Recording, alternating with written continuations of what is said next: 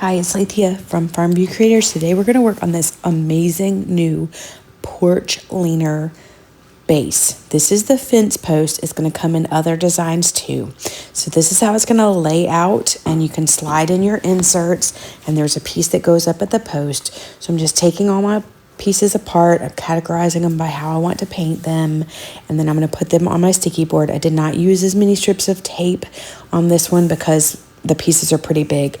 And then I'm going to put a layer of Van Dyke brown mixed with a little bit of black chiffon on the actual post.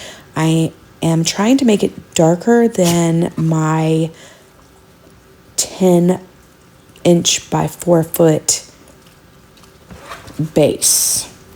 I did 2 layers of light brown sugar glaze, and then on top of that 2 layers of amber honey glaze because I wanted it to be a little bit darker, which means that I want my post to be even darker. On these white pieces, I am using Farmhouse linen chalk style paint, giving it a good coat, trying to make sure it's not getting in those nooks and crannies, especially that first one because it's going to fit directly into the tall piece of the signpost. And then I put pitch black on the hardware, and I'm going to go in and do a rust effect. So I'm putting some crust texture on. I like to use my pinky and my fingers just to kind of pack it on and have it of varying heights. I'm going to get it pretty firm on there and then let it dry. So while that's drying, I'm going in just with the leftovers on my sponge and a little bit more Van Dyke brown on that basket. And then I'm going heavy with the Van Dyke brown. I'm going to let it sit for a little while because I want some different colors here. The signpost piece was still not as dark as I wanted, so I went in with another layer of Van Dyke brown and a little bit heavier on the black chiffon on that one. I'm using the same sponge throughout this entire project. I never changed it. When you see me take that little piece off, I'm comparing it with the backboard.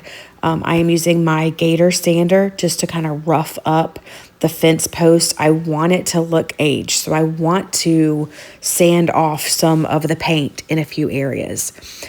Just wiping back on that. I didn't add any stain to the basket. And now I'm going to go in with Firelight. This is a mineral acrylic. All of these products are Paint Couture right now. And then I'm going in with Pinecone, just using a stippling brush and dabbing, combining the colors. Then I'm going to get that really good and dry and go back in with my pitch black and not cover. I don't want full coverage, but the areas that were not raised up, I did want those to be black, and I still wanted a little bit of black. There I'm going in around the edges, like down at the wood piece. There was a little bit of white showing, so I'm just trying to make sure that there's no white crust remaining. This time I went in full strength black chiffon on the side post. Again, still using that same sponge that I've been using. So of course it still has some Van Dyke brown on there. And my thought was to let it sit and see how it looked and maybe wipe it back. I did not end up wiping it back.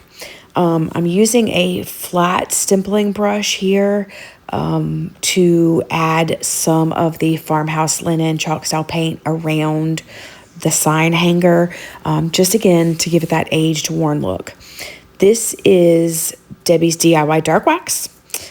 Just using a stencil brush from Essential Stencils to brush that on and give it that aged look. And then because this is going to go outside, I'm using my Extreme Guard top coat.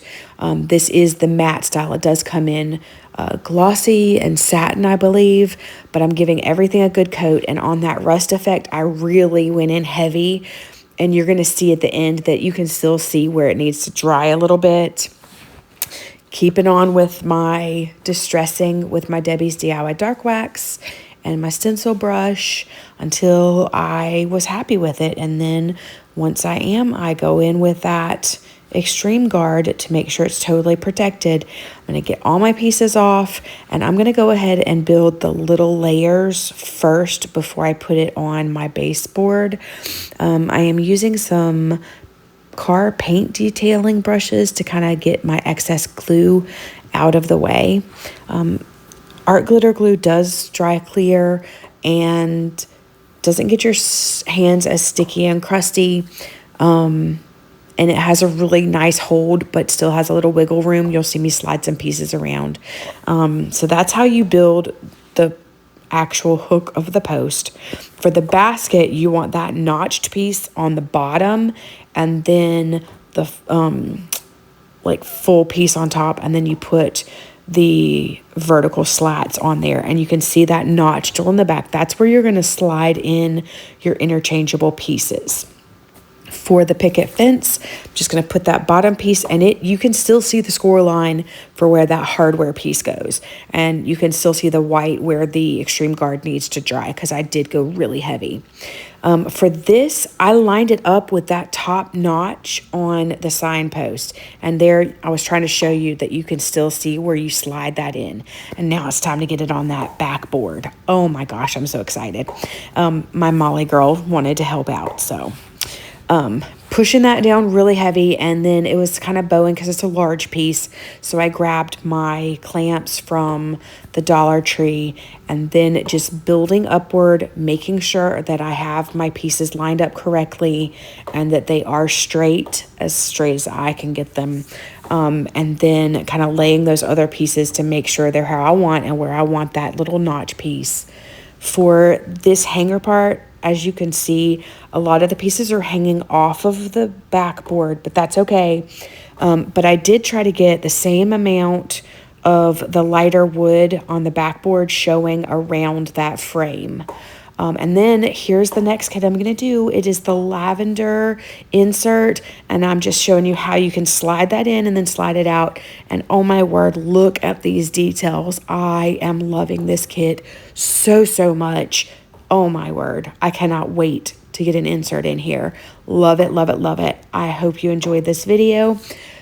Be sure to like and subscribe, and thank you so much for watching. Bye.